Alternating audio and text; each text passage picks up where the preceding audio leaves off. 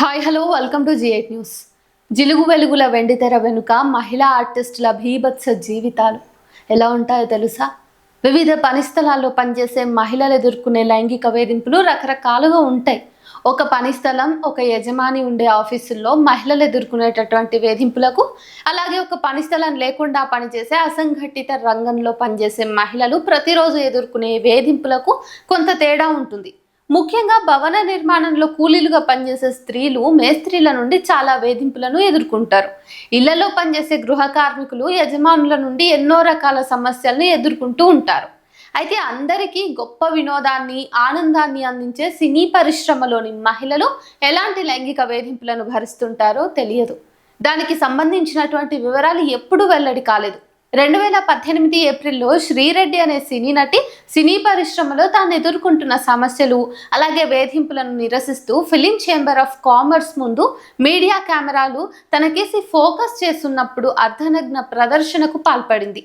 తెలుగు సినీ పరిశ్రమలో తెలుగు అమ్మాయిలకు అవకాశాలు లేకపోవటం, కొత్తగా పరిశ్రమలోకి వచ్చే అమ్మాయిల మీద అపరిమిత లైంగిక దోపిడీ, లైంగిక సంబంధం పెట్టుకుంటే తప్ప అవకాశాలు ఇవ్వని పరిస్థితులు, కమిట్మెంట్ కాంట్రాక్టులు, మూవీ ఆర్టిస్ట్ అసోసియేషన్లో సభ్యత్వం తీసుకోవాలంటే ఎదురయ్యే అడ్డంకులు, వీటన్నింటినీ బట్టబయలు చేసింది శ్రీరెడ్డి అర్ధనగ్న ప్రదర్శన.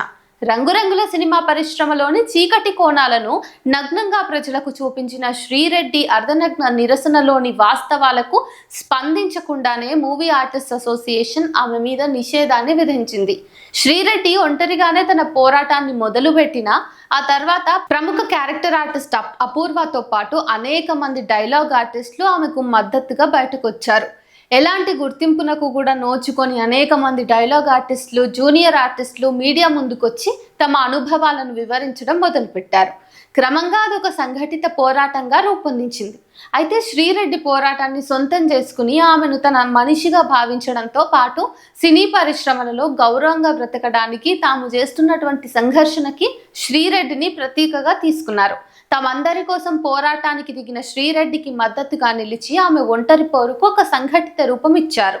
కొద్దో గొప్ప ఆదాయంతో బతుకులు వెళ్లదీస్తున్న ఈ ఆర్టిస్టులు తమ జీవనాధారాలు పోగొట్టుకోవడానికి సిద్ధపడి సినీ పరిశ్రమలో వెర్రితలలు వేసిన దోపిడీ సంస్కృతి, రాజకీయాలు, నైతిక దోపిడీల గురించి గొంతెత్తారు.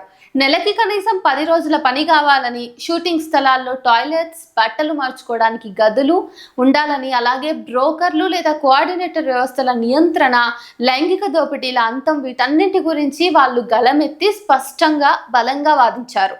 ఈ పోరాటం ఫలితంగా చాలా మంది డైలాగ్, జూనియర్ ఆర్టిస్టులు తమ పనిని, జీవనాధారాన్ని, కెరీర్ను కోల్పోయారు. ఈ దశలో మహిళా సంఘాల ఐక్య కార్యాచరణ కమిటీ తమ హక్కుల కోసం పోరాటానికి దిగిన ఆర్టిస్టుల పక్షాన సంఘీభావం ప్రకటించి వారి పోరాటానికి వెన్నుదన్నుగా నిలిచింది.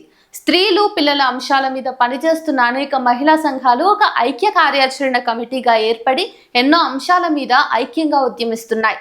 శ్రీరెడ్డి నిరసనతో బలమైన పోరాటంగా రూపుదిద్దుకున్న ఉద్యమాన్ని మరింత ముందుకు తీసుకెళ్లాలని ఐక్య కార్యాచరణ కమిటీ భావించింది. పెద్ద ఎత్తున మీడియా సమావేశాన్ని ఏర్పాటు చేసి ఆర్టిస్టులందరూ తమ తమ గొంతు వినిపించేలాగా కార్యక్రమాన్ని రూపొందించాలని భావించింది. అనుకున్నట్టుగానే కిక్కిరిసిన మీడియా ముందు సినీ పరిశ్రమలోని లైంగిక దోపిడీ స్వరూపాన్ని తమ అనుభవాలతో మిళితం చేసి సినీ ఆర్టిస్టులు మొదటిసారి పెద్ద ఎత్తున వెల్లడించారు.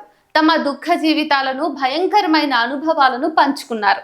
ఆనాటి ఆ పత్రికా సమావేశం నిజానికి ఒక చారిత్రక సన్నివేశం. 7-8 దశాబ్దాల చరిత్ర కలిగిన సినీ పరిశ్రమలో పనిచేస్తున్న మహిళల దుఃఖ సాగరం పొంగిపొర్లిన రోజది. వారి దుఃఖాలను, వారి ఆవేదనలను వింటున్న వారందరి కళ్ళు చెమ్మగిలిన సందర్భం. చల్లగా ఏసీ థియేటర్లలో కూర్చుని రంగురంగుల సీతాకోక చిలుకల్లాంటి ఆహ్లాద దృశ్యాల్లో మునిగి తేలే ప్రేక్షకులకు ఆ రంగుల వెనుక ఎంతటి బీభత్సం, ఎన్ని కన్నీళ్లు, ఎంత లైంగిక దోపిడీ ఉందో అర్థమయ్యే అవకాశమే లేని స్థితిలో ఆనాటి సినీ ఆర్టిస్టుల వేదనామయ అనుభవాలు అందరికంటా నీళ్లు తెప్పించాయి. ఆ తర్వాత మహిళా సంఘాల ఐక్య కార్యాచరణ కమిటీ సినీ కళాకారుల సమస్యల మీద సమగ్రమైన కార్యక్రమాన్ని రూపొందించింది. వారి సమస్యలను ప్రభుత్వ దృష్టికి తీసుకెళ్లాలని భావించింది. వివిధ సినీ పరిశ్రమల సంస్థలను కలిసింది. మహిళా కమిషన్ను కూడా కలిసి వారి సమస్యల మీద ప్రభుత్వంతో మాట్లాడమని డిమాండ్ చేసింది. సినిమాటోగ్రఫీ మంత్రిని కలిసి రిప్రజెంటేషన్స్ ఇచ్చింది. ఇన్ని జరిగిన సంవత్సర కాలంలో ప్రభుత్వం స్పందించకపోవడంతో హైకోర్టులో పబ్లిక్ ఇంట్రెస్ట్ లిటిగేషన్ కింద కేసును కూడా వేసింది. తెలంగాణ హైకోర్టులో వాదనలు జరుగుతున్న సమయంలోనే తెలుగు సినిమా టెలివిజన్ పరిశ్రమల్లో మహిళలు ఎదుర్కొంటున్న సమస్యల పరిష్కారానికి గాను ఒక ఉన్నత స్థాయి కమిటీని, అంటే హై లెవెల్ కమిటీని ఏర్పాటు చేస్తూ ప్రభుత్వం ఆదేశాలు జారీ చేసింది. సినీ పరిశ్రమలో ప్రబలిపోయిన లైంగిక ఆర్థిక దోపిడీలను ఎదుర్కొంటున్న స్త్రీలు, ట్రాన్స్జెండర్ల పోరాటంలో దీన్ని ఒక చారిత్రక విజయంగా పేర్కొనొచ్చు. అందరి ఐక్య పోరాటాల ఫలితం ఇది. ఆ తర్వాత ఒక సబ్ కమిటీ వేశారు. దానిలో చాలామంది మహిళా రచయితలు ఉన్నారు, యాక్టివిస్టులు ఉన్నారు. సినీ రంగంలోని 24 క్రాఫ్ట్స్ వారితో సబ్ కమిటీ ఎన్నో కన్సల్టేషన్స్ జరిపింది. సమగ్రమైన ఒక రిపోర్ట్ను తయారు చేసి రికమెండేషన్స్తో సహా హై లెవెల్ కమిటీ సమక్షంలో అప్పటి చీఫ్ సెక్రటరీ సోమేష్ కుమార్కి ఇవ్వడం చేసి వెంటనే చర్యలు తీసుకుంటామని వాళ్ళు హామీ ఇవ్వడం కూడా జరిగిపోయింది. ఇది జరిగి దాదాపుగా 3 ఏళ్ళు పైనే అయింది. ఇంతవరకు ప్రభుత్వం తరఫు నుండి ఎలాంటి చర్యలు లేవు. కానీ సినిమా పెద్దలు మాత్రం మాది గొప్ప ఉమ్మడి కుటుంబం, ఇక్కడ ఎలాంటి వేధింపులు ఉండవని వేదికలెక్కి గంభీరోపన్యాసాలు చేస్తున్నారు. ఇదంతా హిపోక్రసీ. పనిచేసే చోట లైంగిక వేధింపుల నిరోధానికి కేంద్ర ప్రభుత్వం చేసిన చట్టం 2013లోనే అమల్లోకి వచ్చింది. సంఘటిత అసంఘటిత రంగంలో పనిచేస్తున్న లక్షలాది మంది మహిళల భద్రత రక్షణ కోసం లైంగిక వేధింపుల నిరోధక చట్టం 2013ను పకడ్బందీగా అమలు చేయాల్సిన బాధ్యత ప్రభుత్వాలదే. చట్టం ఉన్నప్పటికీ స్త్రీలు ఇంకా లైంగిక వేధింపులకి గురవటం, మౌనంగా భరించడం చేస్తూనే ఉన్నాం. దీనికి మంచి ఉదాహరణ సినీ పరిశ్రమలో నిర్లజ్జగా చట్టభయం లేకుండా కొనసాగుతున్న లైంగిక వేధింపులు, లైంగిక దోపిడీలు. ప్రభుత్వం ఏర్పాటు చేసిన high level committee internal complaints committee కాదు. సినీ రంగంలో మహిళలు ఎదుర్కొనే వివిధ సమస్యల అధ్యయనం, పరిష్కారానికి ప్రభుత్వానికి రికమెండేషన్స్ ఇవ్వడం ఈ కమిటీ బాధ్యత. పనిచేసే చోట లైంగిక వేధింపుల నిరోధానికి అంతర్గత ఫిర్యాదుల కమిటీలను సినీ పరిశ్రమలోని వివిధ విభాగాలతో పాటు అన్ని చోట్ల ఏర్పాటు చేయాలి. అప్పుడే పనిచేసే ప్రదేశాలు స్త్రీలకు భద్రంగా ఉంటాయి.